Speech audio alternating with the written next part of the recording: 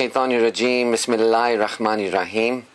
La ilaha illallah Muhammadur Rasulullah sallallahu alayhi wasallam. I greet you, my brothers and sisters, with the noble and universal greeting of peace, the greeting that has been used by the prophets and messengers of our universal creator, Almighty Allah.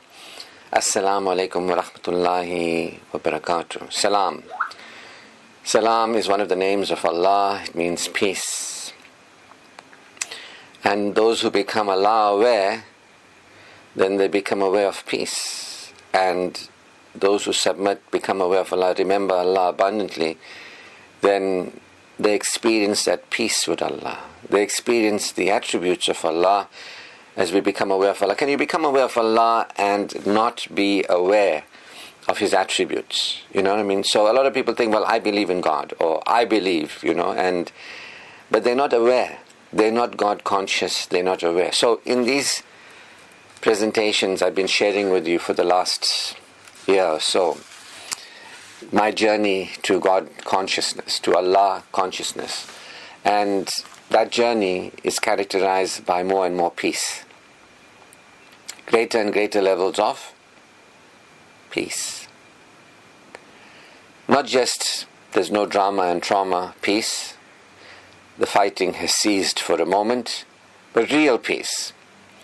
The peace of our Creator that goes beyond our understanding, that's beyond the mind and beyond what is happening. A peace, that when you remember Allah, then you experience in your heart security, assurance. So Mu'min is one who is secure. Al-Mu'min is one of the names of Allah, the attributes of Allah, the nature of Allah, to be secure. Allah is free of need, the secure. Allah is independent of anybody or anything. Nobody can upset Him, nobody can do anything to Him.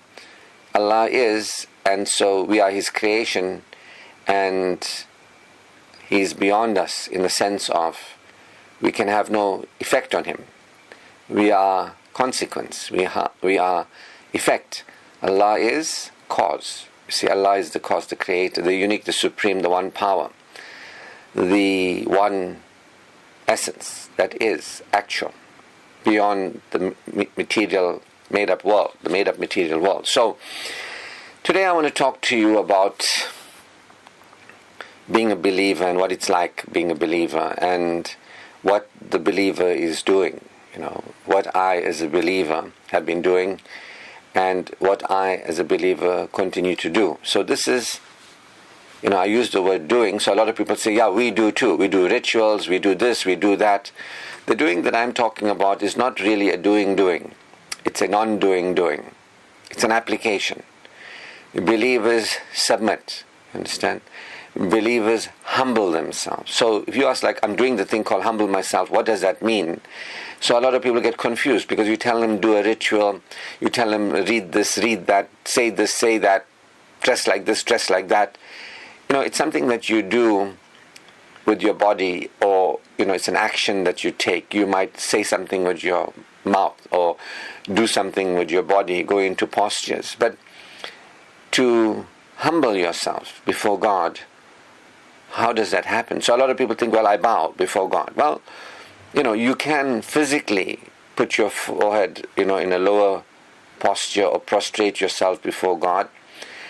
But a lot of people can put their foreheads to the ground or lower their heads in bow. But that doesn't really mean you are actually bowing before God. It doesn't mean that you're actually prostrating before God. So somebody might say, well, I prayed to so-and-so and I prayed and I prostrate to so-and-so. I prostrate before God, because they have ideas about God and they bow, Now, Allah is the unique and the supreme, the one power that there is no other, the incomparable, the incomprehensible.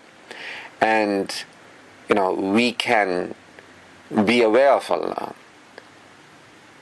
to the exclusion of everything else. We can declare that nothing created is anything for us to give excessive focus to. Nothing created is for us to feel strongly about, or too strongly about, or give too much attention to. Exclusive attention is for Allah alone. Strong feeling is for Allah alone, you see. as a believer, we know that only our Creator exists, and our first relationship is with our Creator. Only our Creator exists, and our first relationship is with our Creator, And this is part of what a believer does. A believer releases their, what I call, power projections. They, wherever we thought attention is to be given to somebody or something, strong feeling is to be given to somebody or something, and we got to focus on something and somebody, some situation in our life, in the physical world, in the material world, something that has happened, something that is happening, or in our world, or in somebody else's world.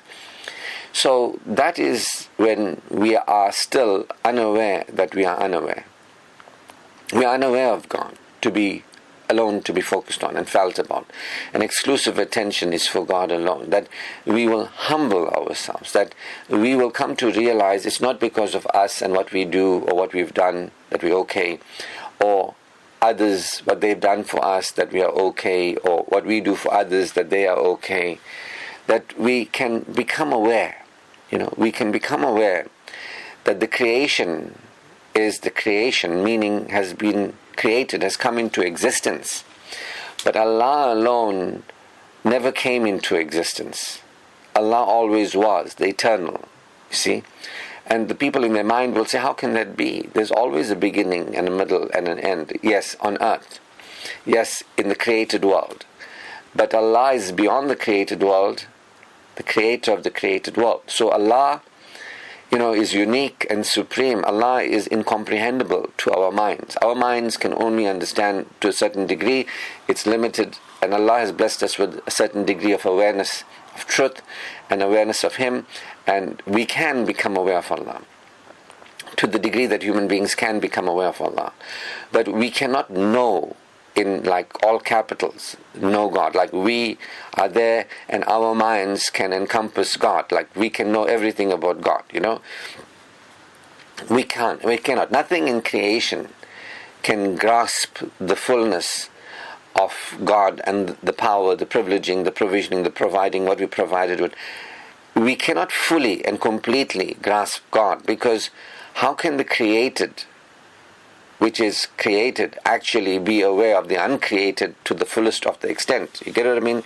So Allah has blessed us with the ability to become aware to the degree that we can become aware of our Creator, and we are thankful for that. The animals, as we know them, they can't be as we are and do what we do, as in applying ourselves. They can't really humble themselves the way we can. And remember, we have the Spirit of God breathed into us. We can experience being peaceful and patient. Allah is As-Salam, As-Sabur. We can experience being secure, Al-Mu'min. The animals, they can't practice patience, and they can't practice peace, and they can't practice compassion, and they can't practice love the way we can. They cannot be secure the way we are. Animals are usually controlled by instinct and impulse. They're very limited in their level of functioning. We as human beings, we can go beyond the animalistic instinct and impulses, some fear and grief and all that sort of thing. We can actually demonstrate godliness, being compassionate and merciful. We can demonstrate being peaceful and patient. It is no wonder that the Quran says Allah is with those who practice patience. That we are to practice the most elegant and excellent patience. That means we are to be as peaceful as we can be in a situation that we don't like. You know what I mean? Now, some people, when they don't like what's happening in their lives, what's happening in other people's lives, they don't want to feel peaceful. They think it's not good to feel peaceful. And why must we feel peaceful? To feel peaceful is a bad thing. If there are bad things happening to us or bad things happening to others in the world, and if we feel peaceful, that's a bad thing. You mustn't be peaceful about that.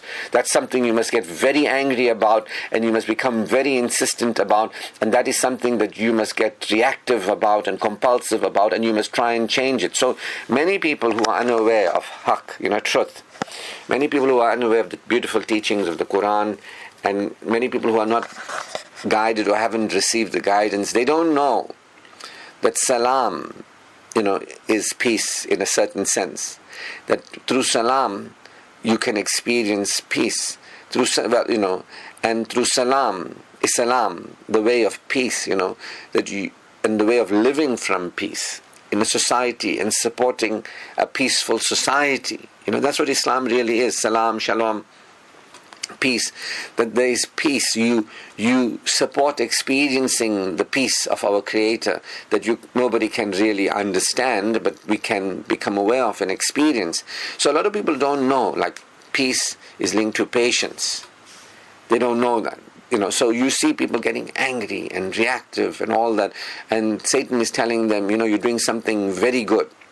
But Allah puts tranquility into the hearts of the believers as He increases them in faith. You get what I mean? So as a believer, I can tell you about my journey, where I've been telling you for the past many months that I have been, living previously, decades ago, in pain and horror, and how I was controlled by the world and was trying to control the world. That's another thing. If you're not at peace, you'll need drugs, cigarettes, substances, food to change your mood. You know what I mean? Those of us who are at peace, we have this patience, and we can exercise choice in moments, and we can choose what is best for us when you're at peace. When you're at peace, you can become aware about what is beneficial for you, and you can choose beneficially. When you're not at peace, you are compulsive. When you're living not at peace, you're not present, you're not relaxed, you're not at ease, you're not feeling pleased, you're not at peace, you're not experiencing joy, you're not experiencing spiritual joy, you're not experiencing freedom, being free, you're not experiencing okayness, you're not experiencing the compassion of Allah, your innocence with Allah. You're not experiencing those things, You have guilt and worry and fear and shame, and you want to blame others, and it's a horrible state of mind that I was in, and many of people are, where they sow in this world and they whispered to by Satan, because the Quran tells us Satan is the one who whispers into the hearts and minds of people and jinn. Satan is the one who is actually that powerless guy who just fools you. He's a deceiver. How has Satan deceived you? What are you deceived by? The Quran asks you. How come you are deceived? How come you can't see clearly? The Quran is telling you, it's asking you. And so Satan threatens us with insecurity, the Quran says, and causes us to behave in ways unseemly, impatiently, aggressively, getting emotional, getting upset. This is all indications of faith that is yet to be enhanced, So when the Prophet used to get depressed, Allah says, what are you depressed upon? He says, well, I haven't received any, guidance. Maybe did I do something wrong? What is going on? So Allah says, we brought you out of the darkness into the light. We're with you always. Don't doubt. So the Prophet was an exemplar, that this is what he went through. We human beings go through, and we can learn from his example of how, the guidance he was given and how we can live. So this is what I'm talking to you about, that a true believer applies himself or herself in support of the peace that is only with Allah. Verily, in the remembrance of Allah, hearts experience assurance. A true believer is more interested in the state of faith, iman in their heart. Don't say that you believe, for faith has not entered into your heart. Rather say you're one who's submissive in religion, but don't say you believe. You can only say you believe when faith has entered into your heart. Now, when faith enters into your heart, there's tranquility, there's assurance when you remember Allah, and Allah increases you in faith. Now, that's what I have been experiencing for a long while. At first I had to develop myself. I had to go through a training and a spiritual development process to actually release Satan's grip on me. Everybody, the Quran says, until guidance comes to us, we are fearful, insecure, and we are grieving. The Quran says when guidance comes to Adam and the people of Adam, peace be upon him, those who receive it will no longer fear. Will no longer be insecure. Will no longer grieve. You get what I mean? You won't be emotional. You won't get emotional. The more emotional you are, and the more you act from emotionality, you can realize you are controlled by Satan, because that's what compulsions are based on. Reactions are based on emotionality, when you behave from emotion. Now you can behave from the feeling of security, you can behave from the feeling of peace, the feeling of compassion. Now feelings like of compassion and mercy are not emotions. Emotions, as I define them, come from your mind. It's when you're afraid and you're scared to do what you can do that benefits. You're scared of judgment, you're scared people will look at you, you're scared people will laugh at you. You're scared. Fear is an emotion. You feel guilty, you feel shame. It holds you back in life. You don't receive the compassion of Allah, you don't move forward. So the more emotional you are, quite overtly, whether you express it or you emotional but you keep it in, either you act out your emotions or you act in your emotions, you can see the behaviors of those people are harmful to themselves and others. So I was there too, with this emotionality, with all my mind and affectedness and all that. I had to learn patience. I had to learn to allow things to be, allow it to continue to be, rather than be so focused on what's happening, rather than focus on, what's going on in my life.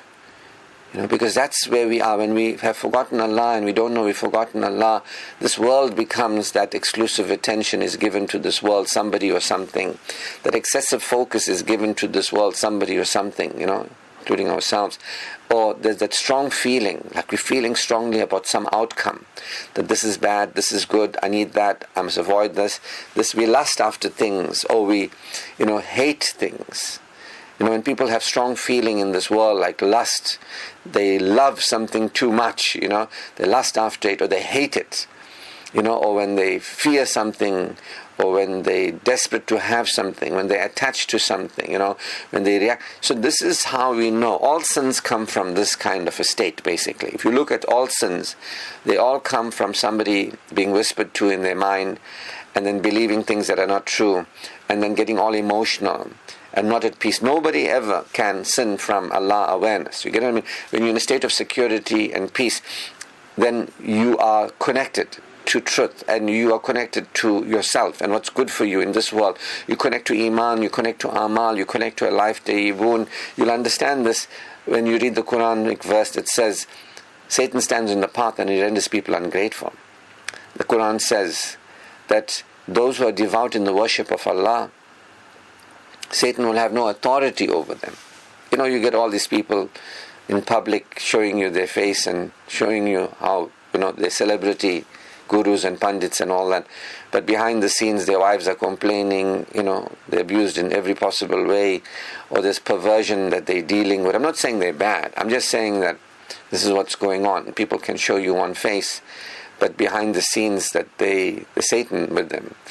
And remember, if you forget Allah, a Satan is attached to you, and that Satan will tempt you and distract you and all that sort of thing. And a day of accountability, you'll realize that what was going on. So a lot of people who are not devout in the worship of Allah. Remember, the Quran says, woe to those who stand in prayer and whose hearts lack the smallest of kindnesses. Get what I mean? So there are many people who can present to you a picture of them being, believers. But the believer is one whom everybody is safe from. And they asked the Prophet ﷺ, peace be upon him, who is the believer? He said, one whom everybody is safe from. Now, including yourself, right? When I was smoking cigarettes, up to nonsense, harming me, my body, my life, I was harming me, my body, my life. I was not even safe from me. You get what I mean? So you can't say you're a believer if you are harming yourself, your body, your life, your future life. If you're not interested in tomorrow and living a higher value of life tomorrow, if you're not interested in next year and the following years to come, if you're not really interested in all that, that's okay. That's Satan. I'm not saying that you should do that, but the Quran says, let those who believe, believe, let those who don't believe, disbelieve, But Allah will show us where we differ. My point is, you can be harmful to you today. You can be harmful to you in supporting of a negligence of yourself, your body, your life in the future. You can be negligent towards your afterlife, and so that is harming you. Do not with your own hands destroy yourself, the Quran tells us. So, there are many who are harming themselves and they're harming others. So you can't really be a believer if you're directly or indirectly harming yourself. Directly harming yourself means you're doing things that are quite obvious. Alcohol, drugs, you're overeating when you're not hungry, you don't sleep when you require rest and all. You're gambling, you're throwing money away, you're wastage, you're not eating things that are benefiting you in health. That's harming yourself. You can harm other people. You can cook for other people foods that are not helping them and not healing them but harming them. You know what I mean? You can do all this. You can behave in ways that harm other people. That's not really a believer, a secure person. When I ask the Prophet, who is a believer? One whom everybody is safe from. You see? And it starts off with yourself. So a believer is one who is like progressive. The Quran says, come to Salah, not Quran, Islamic teaching in terms of the Adhan when it's called. It says, come to prayer, come to prayer, come to success, come to success. Now, many people stand in prayer, but their hearts lack the smallest of kindnesses. And many people present to the world that they are believers, but they're not kind to themselves, their bodies, their lives, their future lives, their afterlives. They're not. They're not really kind to other people either. They're not really caring. They're destroying themselves with their own hands. They're destroying others, supporting others in their destruction with their own hands too. So, we can begin to see, the Quran is saying that those who are devout in the worship of Allah, Satan will have no authority over. If you remember Allah, Allah remembers you. If you fail to remember Allah, yours will be a depressed life. The Satan will be attached to you and so on and so forth. You get what I mean? So you can begin to sense. The Quran says after inspiration was given to the Prophet Adam to actually repent, guidance, the revelation, he got information, guidance came to him. The Quran, the revelation tells us, there you and your people will be until guidance comes to you. And those who receive the guidance will no longer be insecure. You will no longer fear. You will no longer grieve. You get what I mean? All that emotionality that Satan preys on and causes you to hurt yourself and be hurtful to others and all that sort of thing, it goes away when you get guidance. You get it when you get guidance. So I was there, and I want to remind you as well, the Quran says it's not for you to find a way out of problems. Allah will find a way for you out of problems.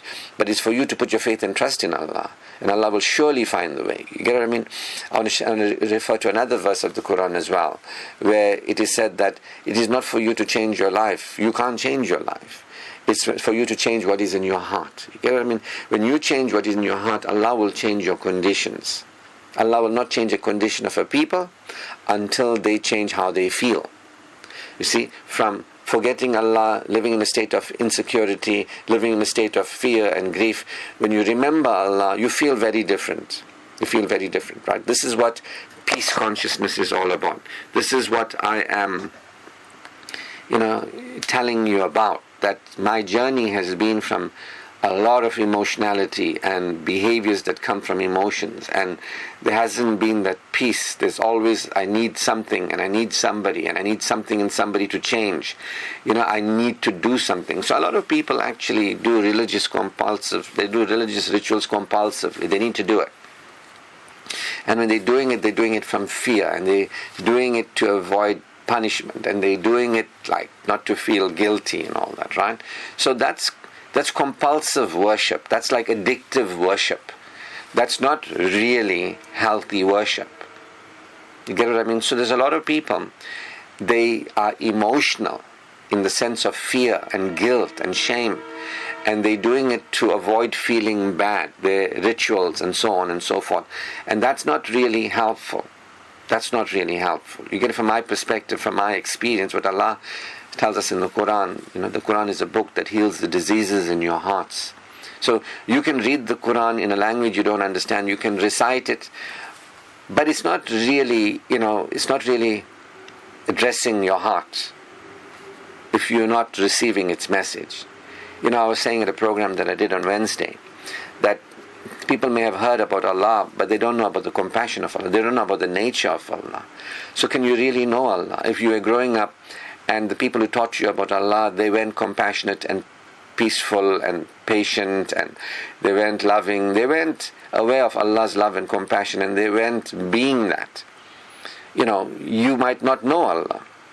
And when you were growing up, if the people around you told you that the Prophet, what it means to be the Prophet, like the Prophet is have a beard and full stop, that's what it means. You might not know that it's about being, it's about being humble, being clean, being hygienic, being friendly, being supportive, being truthful, being honest, being sincere, as-sadiq al-amin, the trustworthy, being trustworthy, the honest. That's what being, the hadith being like the Prophet is. It's that character. You get what I mean? It's the levels of beingness. That's how you know a believer. A believer is actually aware and experiencing faith in their heart. They're actually aware and experiencing the truth. They are aware of Allah. They're not lost anymore in their minds, unaware of Allah. They're aware that there is only Allah, the compassionate, the merciful, who did nothing wrong to us, will never wrong us. Allah is not only the fair and the just, Allah is the favoring, Allah is the forgiving, Allah forwards us, He progresses, and Allah prospers us, Allah is truly, the favoring. It's not only fair. Allah is not fair, just fair. I'm not saying He's unfair, I'm saying He's favoring. Fair is fair, but Allah is favoring, meaning Allah is compassionate and merciful, So some of us think we know God, but we don't know the compassion and mercy of God. How can we know God? The Quran says, call upon Allah by any of His names. You can call Him Ar-Rahman. You are the compassionate. So His names means His nature. And Allah is not a He, right? But we just use that because that's how it is, people understand. Patriarchal way. Allah is not a He or a She. Allah has no gender. Allah is beyond this world, the creator of this world, and this world, Allah assigns gender. Right? Allah assigns gender. So this is what I am, saying to you. That you, if you want, you can become aware. And you can experience, you can realize, did I become aware of Allah when I went to madrasa or when I went to religious instruction school? Did I really become aware of Allah? Did I really come to know Allah? Or did I come to know about Allah? You see, you can know about Allah, but you might not know Allah. You know what I mean? It means you might not be Allah aware. You might have all the ideas and ideologies about Allah. You might have the mind ideas, but you might not have the awareness of Allah. The Quran says, be aware. Look around and be aware. Look and see the power of Allah. Look and see Allah's qadr and qudrat, that we have been created that we may recognize His power. Look and see Allah's giving and gracious nature. Acknowledge that. But most of humanity is ungrateful, the Quran says. Allah is not cursing us or, shaming us. Allah is just telling us most of humanity is ungrateful. Most of humanity, they're not receiving the message of the Quran. So if you were growing up and somebody guided you to Allah and they were aware of Allah being peaceful and patient and loving and compassionate and merciful and kind and generous, and they told you about Allah and you felt it, then that you could have become Allah aware then. Or if somebody told you about the Prophet and his beingness, he was friendly, he was kind, he smiled. This is the sunnah of the Prophet, to smile, to give gifts to children, to be to be playful with his friends, with his wives, and so on and so forth. He was a loving man. You get him? That's the sunnah. So you might have gone to madrasa, they told you about Allah. People who might have not known Allah might have told you about Allah. You might know about Allah, but you might not know Allah. You get what I mean? You might not be aware and experience Allah consciousness. And you might not feel that peace within you of knowing the truth. And they might have told you about the Prophet. They might have told you about the Prophet, but they might not have known the Prophet. They told, he had a beard. He had his pants above his ankles. He used a miswak. But they might have focused on that. Like, in the Quran, when they tell us, eat halal. But they don't tell us, the Quran also says, eat tayyib. Both is important. Halal and tayyib, the Quran is saying, eat food that is permissible, but eat food that is wholesome, nourishing. You get what I mean? So people might have picked and chose. You might think you understand the Quran. They might have told you regarding food, the most important thing is halal. But they didn't tell you about tayyib. They didn't tell you Allah cares for you. And He gave you a body and is teaching you how to live so that you can respect your body. They might have not told you that. You might be thinking halal, halal, halal, halal. Is it halal? Is it halal? But you never ask, is it tayyib? You know what I mean? So this is the situation. You might have gone to madrasa, they know about Allah, but they don't know Allah. You might not know Allah. They know about the Prophet, but they don't know the Prophet in the sense of his essence. When he was humble, he was modest, he was being modest, that all these things that he did is to express modesty. His beard on his face was he was modest. Pants above the ankle, that was he was humble.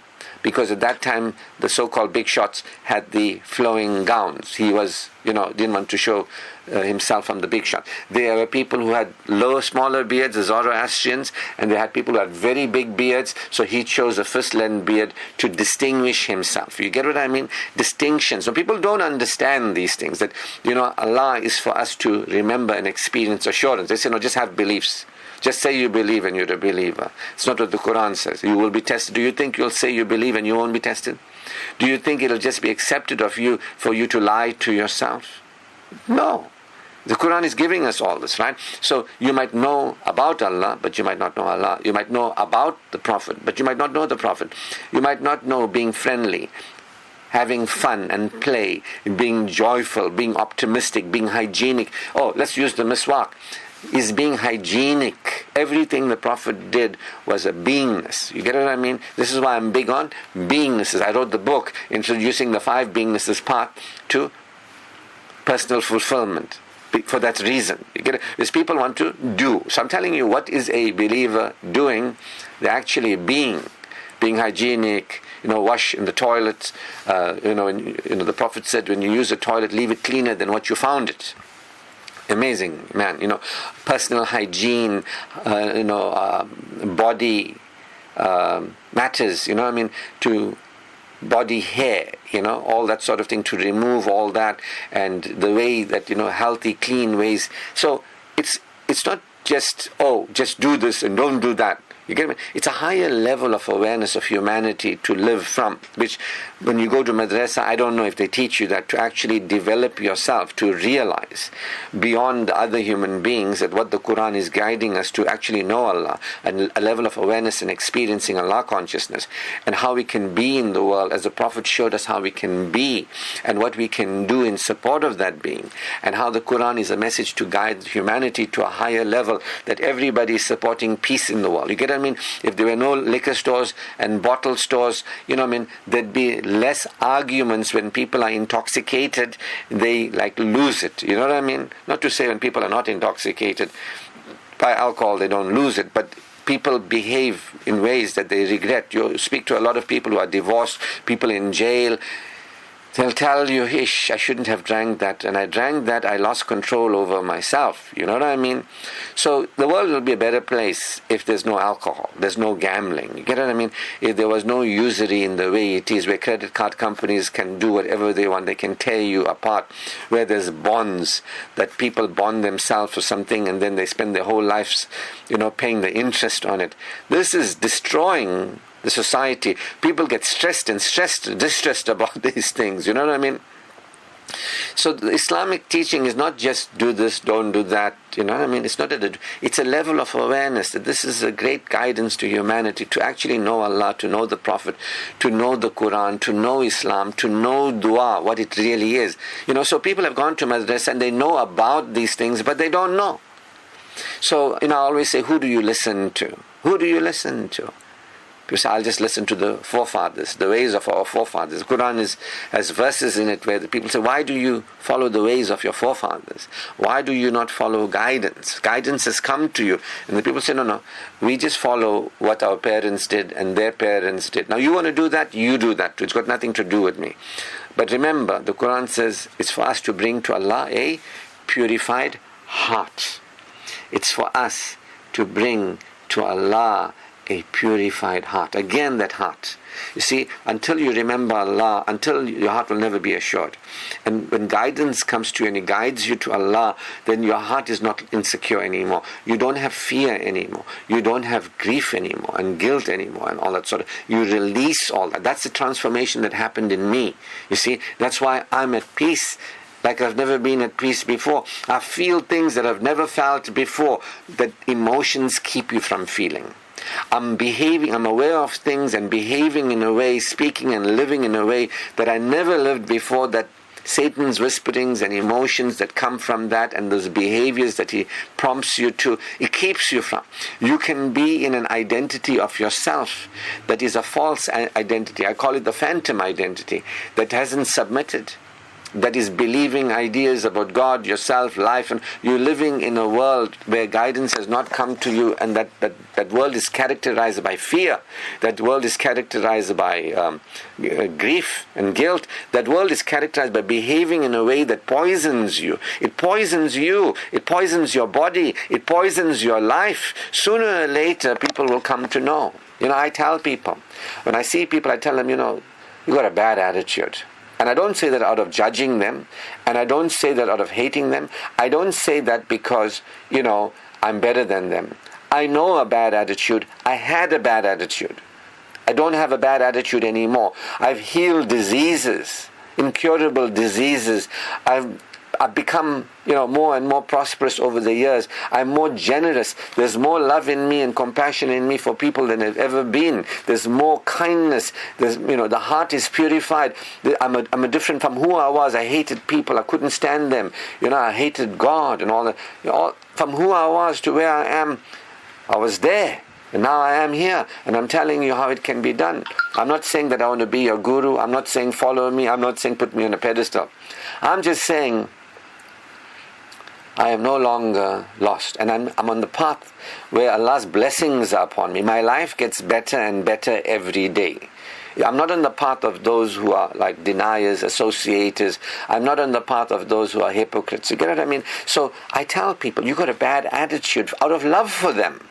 But they're like, what do you know, Satan, you know what I mean? And then eventually they wreck their minds up, they wreck their bodies up, they wreck their lives up. You know what I mean? They take themselves further and further into darkness. And sometimes it's my own people. People I love dearly, I can't help them. It's like the Prophet, he was told. He was so upset, that these people are not getting it. And he was told, you are only a messenger. You are not a manager. So, it's been months now that I've been like realizing, I had arrogance. I was thinking, I know, so I have to tell everybody it's my responsibility to change people. But I had to humble myself. That you know what? It can be my mother, it can be my son, it can be my siblings, it can be a spouse, it can be children, it can be anybody. You've got to let them go and live the hard way. You know what I mean? You've got to let them create their problems. You've got to let them. It's the hardest thing. I always said it to my students. One of the most difficult things that will be on this path is when you get better and better and your life improves. And it's to see the people around you that you love and care about who think they already know. They're arrogant. They don't want to humble themselves. And they will cause punishment and suffering for themselves. And so now I'm okay with that because it's only for me. I have to humble myself. It's only for me to bring to Allah my purified. It's not for me to bring to my mother, my son, a spouse, a sibling. It's not for us to bring to anybody. It's their responsibility to bring to Allah their purified heart. So if they want to act arrogant and think they know and they don't want to humble themselves, that's got nothing to do with me. I just had to humble myself that ultimately I'm going to die sooner or later, and this world is temporary, and I'm going to be answerable to my Creator. You see, I'm not among those people who say I believe in Allah and the last day, but I don't believe. The Quran says there are those who say they believe in Allah and the last day, but they don't believe. They lie to Allah and the believers, but they don't really lie to Allah. They only lie to themselves. In their hearts is a disease. In their hearts is a disease. Get what I mean? In their hearts is a disease.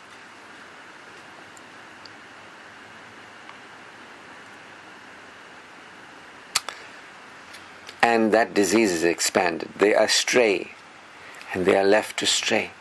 They perceive it not. So sometimes I tell people, they look at me, but who are you? You don't have a beard, whatever it is. I'm a believer, that's who I am. I'm the one who's cleansed my heart and cleaning it even further. I'm choosing to reach my Creator with the purest heart that I can have. That is my objective. I haven't forgotten that I'm in this world, but I'm not for this world. I'm in this world, I will live my life in this world, but I'm for the afterworld. You get what I mean? That whatever's happening in this world is temporary. Whatever's happening in my world is temporary. Whatever's happening in the people I love, their world is temporary. We are temporary creation. You get what I mean? We are temporary creation in a temporary world. Now, guidance has come to me that don't give too much of attention on this world. Be wary. There are many who are distracted by this world. You get what I mean? It's in the Quran. This world is nothing but chattels of deception. Don't get fooled. I was fooled until about 30 years ago. I was really fooled. I was with Satan, gone.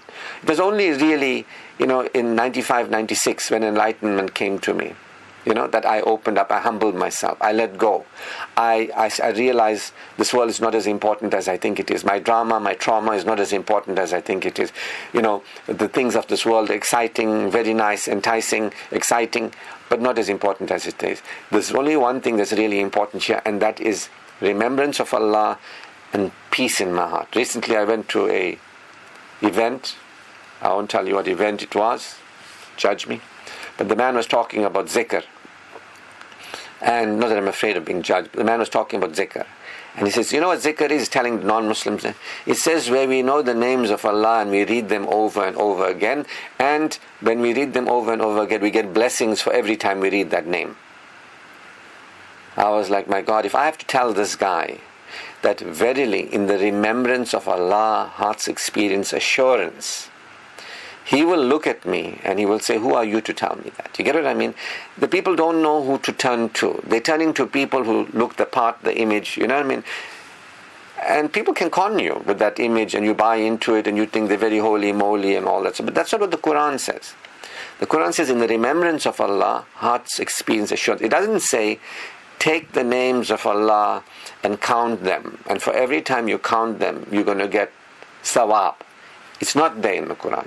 Let's ask ourselves what the Quran says about the remembrance of Allah. Remember Allah standing, sitting, and lying on your side.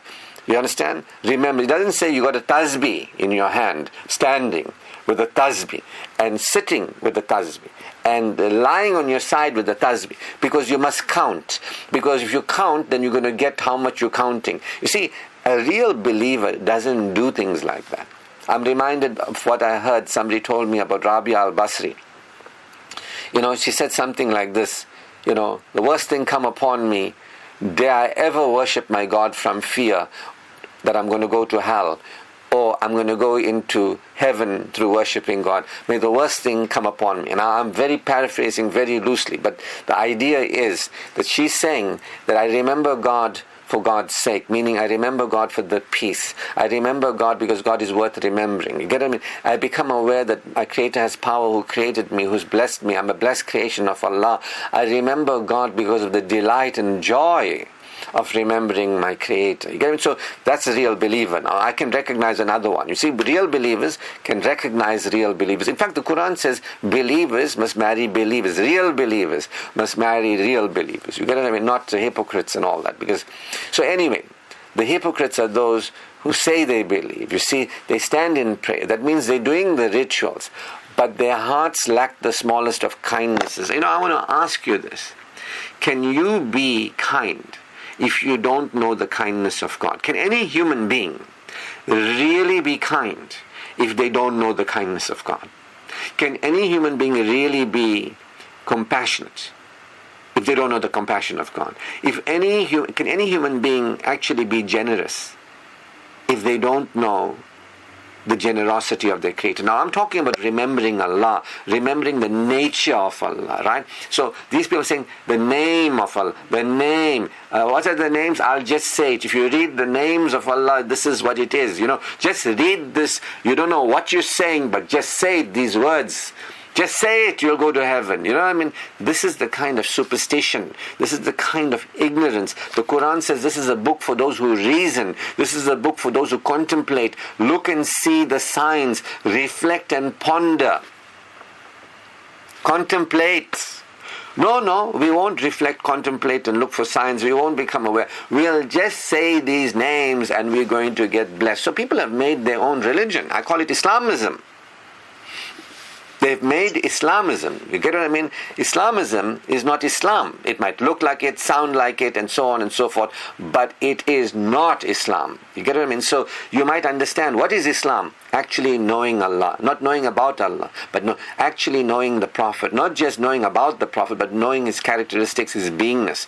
Allah's essences, like I'm telling you, kindness, compassion, mercy, love, forgiveness. You understand? Allah is merciful. And to be able to experience, that's knowing Allah. And being like the Prophet is being kind and friendly, and his heart is cleansed, and being humble, being sincere, being honest, being truthful, understanding the Quran is not just reading it in a language you don't know. It's realizing it's a guidance for humanity to heal the diseases in our hearts. It's guiding humanity to a higher level of living, so that we can live in internal peace, peace between ourselves, with one another, peace in the society. You get what I mean? No. We know about the Quran. We know about Allah. We know about the Prophet. We know about Islam.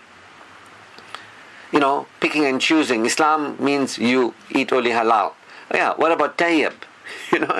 Do you not understand the guidance of the Quran is for you to have a better relationship with your body? It's for you to have a better quality of health in your body. Do you not understand that? No, we don't understand that. Because you're not living as a believer with a higher level of awareness. I was there too. You might still be there too. You might want to be there. Some of you may even die there too. That's your indaba, as they say. It's not my matters. My matters is bringing to Allah a purified heart. My matters is you believe in Allah, He'll guide your heart. So what I'm saying to you is, you can not believe in me or believe anything I say. You can say, Allah, if there's any truth in what this man is saying, show it to me. I don't want to live following the ways of our parents and our foreparents. I don't want to follow in the way of Adam and Eve. You know what I mean? I want to be here, and I have a priority. My priority is my state. I'm talking to you about a state, not conditions. A state. Iman is a state of heart. It's a state of being. It's a state, you see. So for many years, I practiced patience. Allah guided me to patience slowly, because as long as you get affected and you get reactive and you try to control things and you with Satan. Allah had taught me practice patience. Allow it to be, allow it to continue to be. Let it be. That doesn't mean you want it or you want it to continue. Let it be. And be in the remembrance of Allah while it is. You see, a lot of people are like, no, this is bad, this is wrong, this shouldn't be. So I had to let it be. I had to let the people be, my loved ones be, who choose to live in ignorance and superstition, who I can see are causing problems for themselves. So when the problems show up in their life, I don't act like, Allah, why did you do this to my students? Why did you do this to my family? I know. I saw that bad mentality. I saw their behavior. I told them. But I didn't try and control them. So I'm at peace. You know what I mean? I can be in the world with what's going on, and I can choose peace. This is what we do as believers, right? When nothing is happening, when there's no drama and trauma, we actually remember Allah. We actually experience assurance, reassurance, assurance. This is what we are. We are aware of who we are, where we are, what's going on here. We're not just living in the trance in this world. Money, somebody, a husband, wife, children, this problem, this mustn't be, why is this, why is that, this should be, this is right, this is wrong. We let all that go. We say, A'udhu billahi minash shaitani rajim. You get what I mean? We are people of A'udhu. We claim the believer's refuge. We realize we are in an insecure state. We realize that. We realize our minds are distorted and our hearts are diseased. We don't act like, no, I know everything. You understand? No, it's not me. I should be angry. I should be upset. You see, you can be at peace and you can express protest. You can protest peacefully. I mean, Gandhi even knew it. You get what I mean? Gandhi said, protest peacefully. Protest from peace, not protest angry. Some people might be say, okay, so we're not throwing stones and we're not, shooting anybody, but we're like so angry and we're protesting peacefully because we're not, physically harming anybody. No, that's not a peaceful. That wasn't Gandhi's protest. You know what I mean? Gandhi studied Islam. Gandhi studied the Quran. Gandhi studied the Prophet Muhammad. He was informed by these things. He was the one who made peace between the Hindus and the Pakis and all that. When there was drama, they killed him because of his bringing people together. He was assassinated, Gandhi. He was here in South Africa, thrown off the train in Pietermaritzburg. He went through he learnt how to deal with the oppressors in this country.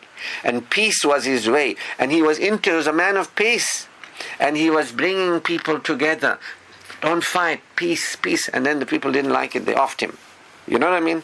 But he was a man of peace, real peace. And what he brought the British kingdom to its knees. We in South Africa owe a debt to Gandhi. You can say what you want. He stood peacefully, true peace. He embodied salam. He connected with salam. Say what you want. He experienced true peace and he demonstrated true peace. And through true peace, because that's what the promise of Allah is. The promise of Allah is He will protect the believer. Allah only knows what the man's state was. But I can tell you from his behavior, you can actually see a real believer will recognize that is peace. When you are in a situation and you're calm and you're relaxed and you're aware of Allah and you're aware that you have Allah to protect you, you're aware that you have Allah to progress, you have Allah to prosper you, you're aware. You see, he didn't say, with all due respect, Mandela at that time was, let's throw bombs. You get what I mean? Mandela was like, let's throw bombs, let's kill people. They had to put him rehab in, 27 years in the island. And he too, when he was there, he was now at peace, because now he realized, let it be, let it continue to be, let me look after my roses, there's nothing I can do. He started reading the Quran, he started reading about the Prophet, he started educating himself. The moment he was in a state of peace, they said, we require you. And look at the peace he then demonstrated. He didn't come and say, right, it's our time now, No, he brought people together in this country. We have had two examples. One before was a hooligan, and then after that was, into peace. We learned from the President Mandela, when he was not at peace, he had Winnie. The moment he went into peace, he couldn't gel with Winnie anymore. When you're not at peace, you'll have people that are not at peace. Remember, Winnie was accused of killing Stompy and all that big drama and trauma. I don't get into politics. I'm just using that with you. When he came out, he was a different man. He didn't go back running to, hey, let's go to the murderous, so-and-so. He never did that. He was at peace. Allah says, for men pure, there's woman pure. For men impure, there's woman impure. You know what I mean? Some of you are shocked. You never heard Muslim people talking about Gandhi and but he's not a Muslim. How do you know he wasn't a believer? The Quran says among everybody there's believers. How do you know he wasn't a believer? Oh, the Prophet, how do you know Mandela wasn't a believer? He demonstrated peace, the peace essence of God that I haven't seen. Where have we seen Muslim people demonstrate?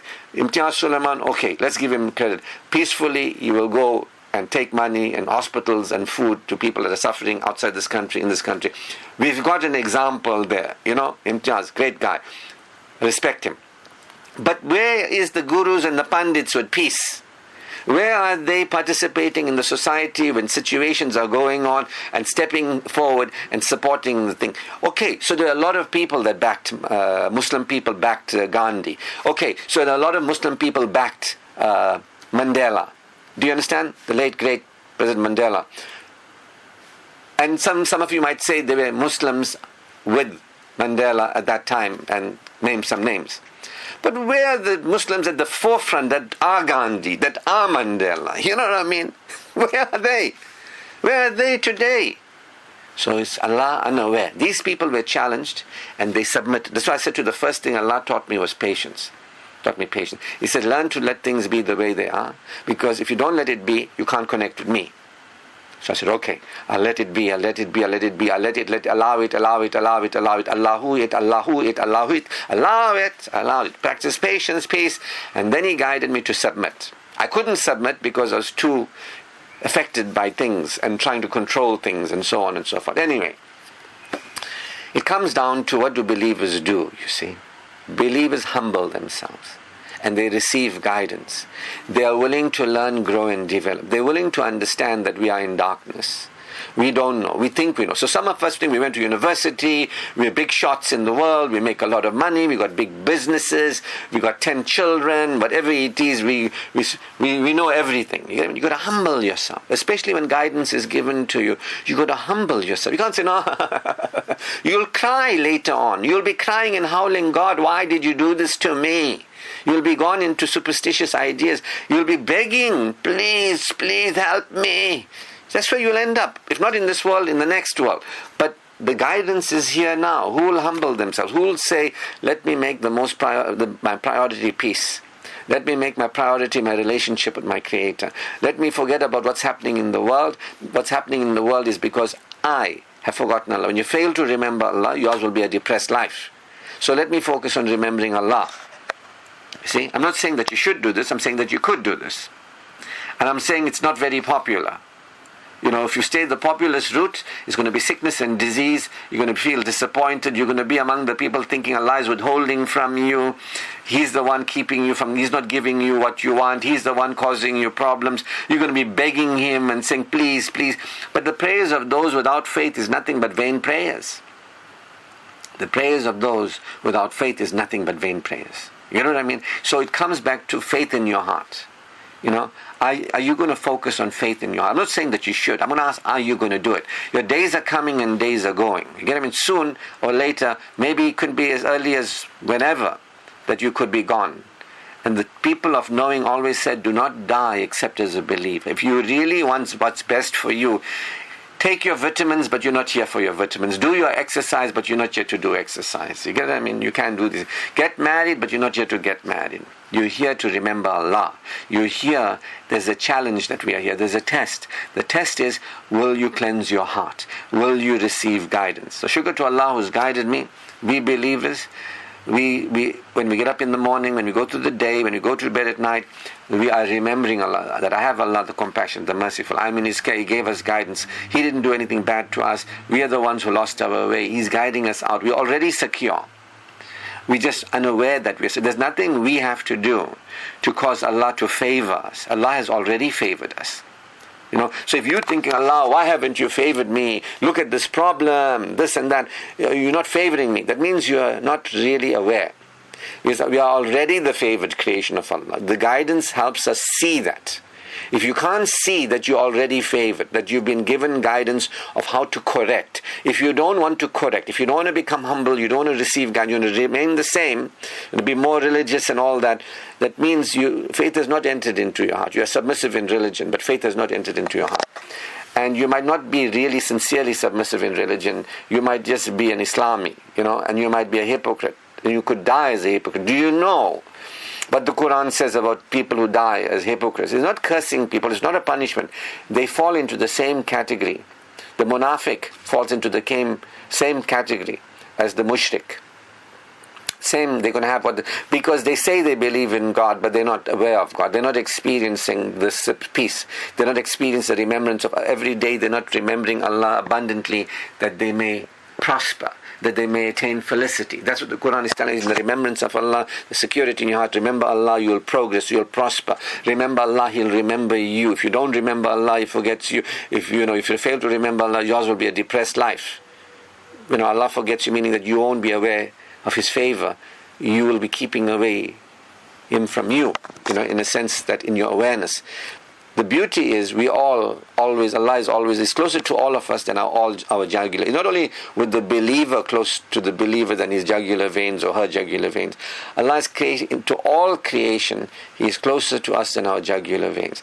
But not everybody is interested in closer than our jugular veins. We might be interested in this world. You know what I mean? We might be interested in what's happening out there. Who? What did they say? What did they do? What's happening? What's not happening? But for those of us who humble ourselves and we stop focusing on the world, we say Allah is alone to be excessively focused on, exclusively paid attention to. Strong feeling is for Allah alone. And we start withdrawing those trances, and we say, look, we want to have a relationship with Allah, we want to draw closer to Allah, we want to bow and draw closer. And we want to remember and cleanse our hearts. We shift in the world. We're not living like how other people live. We're not living as hypocrites anymore. And this is what happens. Peace. Peace upon peace. Surah Nur, it says light upon light, peace upon peace. See? Just gets better and better. Shukr to Allah who has guided us. Those who are interested in the guidance will receive that guidance. Those who are willing to humble themselves, those who are willing to learn, grow and develop, those who just want to remain the same and continue to worship Satan, who want to continue to live in a state of forgetfulness, It doesn't end well in this world through your death and beyond. Those of you who don't want to reclaim your guilt projections or release your guilt, you don't want to know that Allah is compassionate and merciful. You don't want to feel that. You don't want to open your heart to yourself. You don't want to open your heart to other people. In any situation, you want to keep your heart closed. It doesn't end well for that diseased heart of yours. You will have to answer for not cleansing that heart. But that's got nothing to do with me. That's got to do with you. Mine, between me and Allah. So all praise, glory, and thanks is due to Allah Almighty. His choicest blessings upon our beloved Prophet Muhammad sallallahu alaihi wasallam. Shukran to Allah for this opportunity. Thank you for listening. All praise, glory, and thanks is due to Almighty Allah. His choicest blessings upon our beloved Prophet Muhammad sallallahu alaihi wasallam. Assalamu alaikum wa rahmatullahi wa barakatuh.